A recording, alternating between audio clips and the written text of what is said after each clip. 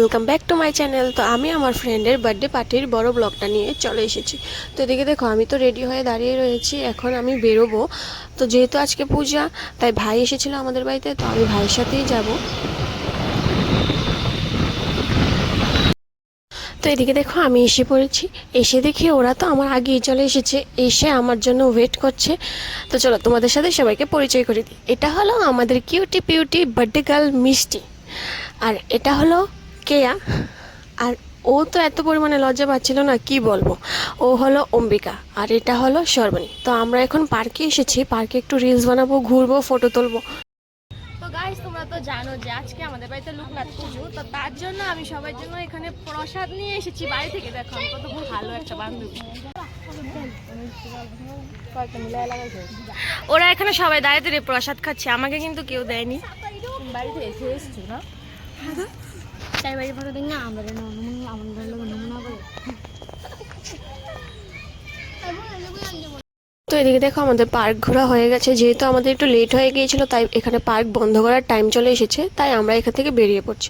তো এখন যাব আমরা আমাদের ফ্রেন্ডের জন্য কেক কেনার জন্য, আর এদিকে আমরা কেকও কিনে ফেলেছি। তো এখন আমরা যাব ডাইরেক্ট রেস্টুরেন্ট।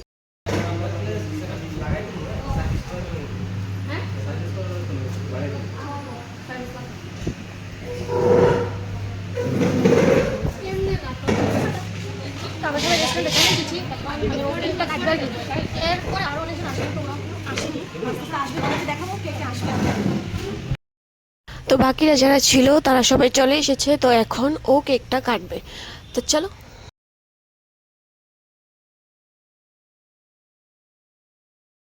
আমি এখানে বার্থডে খেতে এসেছি, আমার অনেক খিদে পেয়েছে, কিন্তু আমি মানে রাস্তা দিয়ে আমার বান্ধবীকে বলতে বলতে এসেছি এই গেলে খাওয়াটা দেবে তো না। সঙ্গে সঙ্গে আমার ভীষণ খিদে পেয়েছে, আমি ভাতটা কিচ্ছু খাইনি।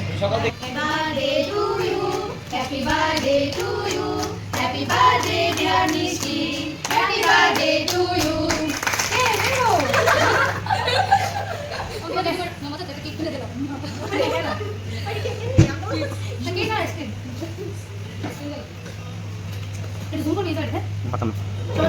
যেমনি আসি এমনি করতে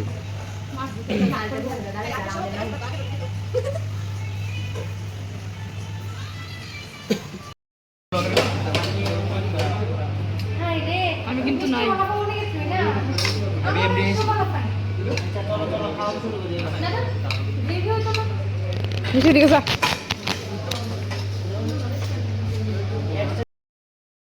তো আমরা এখন সবাই খেতে বসে পড়েছি। তো আমরা খাচ্ছি দম বিরিয়ানি, যেটা আমাদের বার্থডে গেলে আমাদের সবাইকে ট্রিট দিয়েছিল। তো খাওয়া দাওয়া শেষ করে আমরাও বাড়িতে চলে যাব, সবাইও বাড়িতে চলে যাবে, কারণ অনেকটা রাত হয়ে গিয়েছে, এখন 8টা বেজে গেছে। তো আমাদের ব্লগটা এই পর্যন্তই ছিল। কীরকম লাগলো অবশ্যই জানাবে, ভালো লাগলে একটা লাইক কমেন্ট শেয়ার অবশ্যই করবে, আর আমার চ্যানেলটাকে সাবস্ক্রাইব করে দিও। বাই।